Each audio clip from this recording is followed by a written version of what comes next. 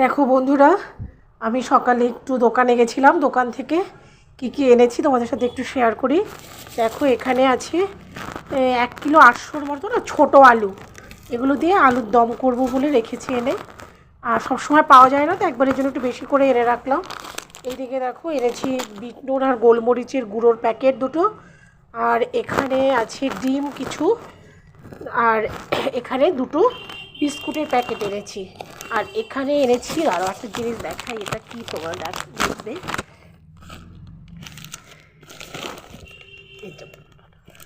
দেখো এখানে আছে এরকম তিলের কাঠি, তিলের খাজারি আমার মতো আর কি, তিলের কাঠি। এগুলো এনেছি, মেয়ে এগুলো খেতে না খুব ভালোবাসে, তো এগুলো দোকান থেকে নিয়ে এলাম।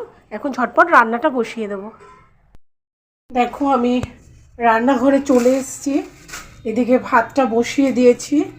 আর দেখো এখানে না লাউ পাতা, ডগা পাতা আর কি কেটেছি, আর এই সবজিগুলোও কেটেছি। এই লাউ পাতা ডগা দিয়ে সবজিগুলো দিয়ে একসাথে রান্না করব। আর একটা টমেটো রেখেছি। এই প্যাকেটে ধনে পাতা আছে, ধনে পাতাগুলো একটু খারাপ হয়ে গেছে, বেছে বেছে যেটুকু বেরোবে সেটুকু নেব। দিয়ে এই যে 3 পিস মাছ আছে, এই মাছটা রান্না করব। আমরা যা রান্না করি রোজ দিন, যা খাই তোমাদের সাথে সেটাই শেয়ার করি। তোমাদের যদি ভালো লাগে একটা লাইক করে দিও।